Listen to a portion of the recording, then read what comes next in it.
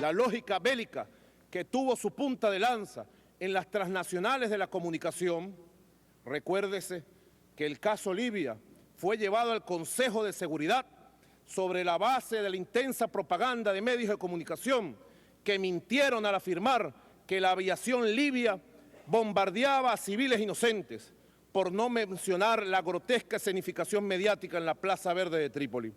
Esta campaña premeditada de mentiras justificó medidas apresuradas e irresponsables del Consejo de Seguridad de la ONU, que abrieron el camino para que la OTAN implementara por la vía militar su político de cambio de régimen en ese país hermano. Vale la pena preguntarse, ¿en qué se ha convertido la zona de exclusión aérea establecida en la resolución 1973 del Consejo de Seguridad? ¿Acaso las más de 20.000 misiones aéreas de la OTAN contra Libia, muchas de ellas con el fin de bombardear al pueblo libio, no son la negación misma de esa zona de exclusión? Aniquilada completamente la Fuerza Aérea Libia, la continuidad de los bombardeos, entre comillas, humanitarios, demuestra que Occidente, a través de la OTAN, impone sus intereses en el norte de África, convirtiendo a Libia en un protectorado colonial.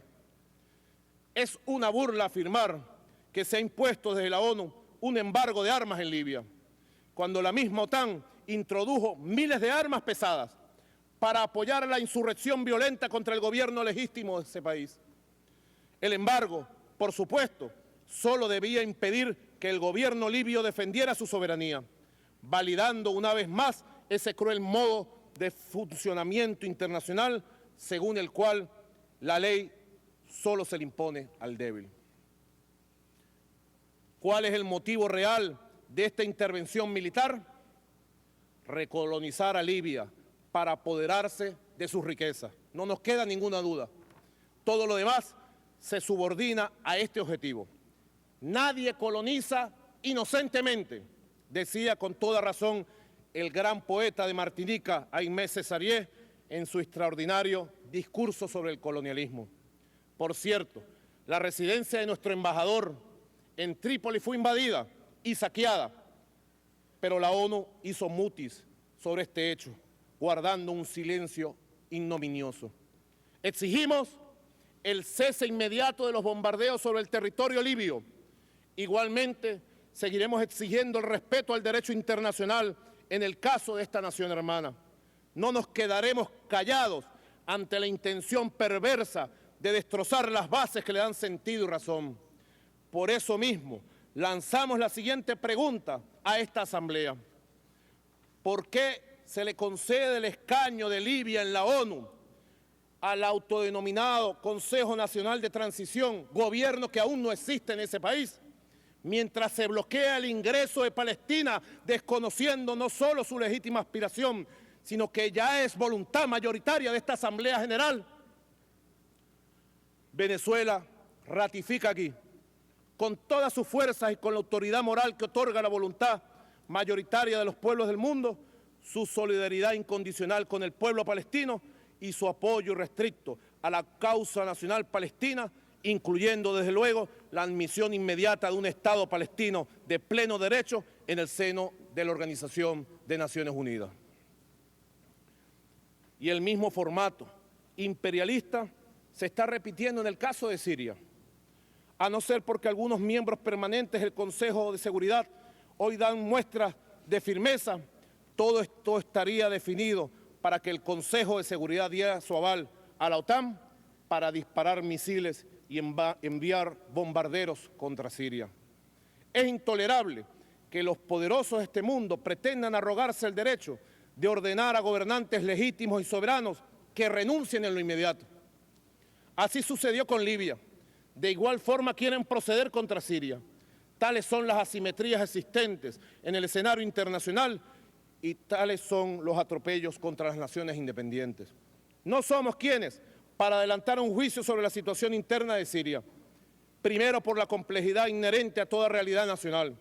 Y segundo, porque solo el pueblo sirio puede resolver sus problemas y decidir su destino en atención al derecho a la autodeterminación de los pueblos.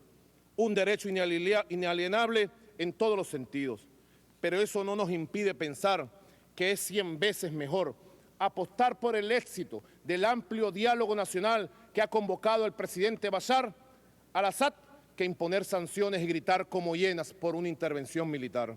Desde Venezuela bolivariana respaldamos sin ambigüedades los ingentes esfuerzos que hace el presidente Bashar al-Assad por preservar la unidad y la estabilidad de su patria ante el asedio del imperialismo voraz. Señor presidente, dirijamos nuestra atención ahora al Cuerno de África y tendremos un ejemplo desgarrador del fracaso histórico de la ONU. La mayoría de las agencias noticiosas serias sostienen que entre 20.000 y 29.000 niños menores de 5 años han muerto en los últimos 3 meses. La gran periodista Frida Modak, en su artículo Morir en Somalia, deja al descubierto toda la miseria que, peor que lo que la devasta la extensa región del Cuerno de África, carcome a las principales organizaciones internacionales, en primerísimo término a la ONU. Lo que se necesita para hacer frente a esta situación son 1.400 millones de dólares, no para solucionar el problema, sino para atender la emergencia en que se encuentran hoy Somalia, Kenia, Djibouti y Etiopía. Según todas las informaciones, los próximos 2 meses serán decisivas para evitar la muerte de más de 12 millones de personas y que la situación se agrave aún más en Somalia. No puede ser más atroz esta realidad si al mismo tiempo nos preguntamos cuánto se está gastando en destruir con las armas más sofisticadas del planeta a Libia. Denis Kucinich, congresista estadounidense, dice, cito, esta nueva guerra, refiriéndose a la de Libia, nos costará 500 millones de dólares solo durante la primera semana.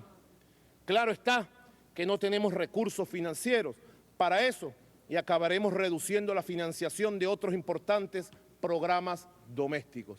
Cierra comillas. Según el mismo Kucinich, con lo gastado en las 3 primeras semanas al norte del continente africano para masacrar al pueblo libio, en mucho se podría haber ayudado a toda la región del Cuerno de África, salvando decenas de miles de vidas. Las razones que motivaron la criminal intervención en Libia para nada son humanitarias. Se fundamentan en el postulado maltusiano de que sobra gente en el mundo y hay que eliminarla, generando más hambre, destrucción e incertidumbre, generando al mismo tiempo más ganancias financieras. En este sentido, es francamente lamentable que en el mensaje de apertura de la Asamblea General de la ONU no se llamó a una acción inmediata para solucionar la crisis humanitaria que padece el Cuerno de África, mientras se asegura que ha llegado el momento de actuar sobre Siria. ¡Qué cinismo criminal! Señoras y señores, clamamos igualmente por el fin del vergonzoso y criminal bloqueo a la hermana República de Cuba. Bloqueo que desde hace más de 50 años ejerce el imperio con crueldad y sevicia contra el heroico pueblo de José Martí. Hasta 2010 ya van 19 votaciones en esta Asamblea General de la ONU que conforman la voluntad universal de exigirle a los Estados Unidos de Norteamérica que cese el bloqueo económico y comercial contra Cuba.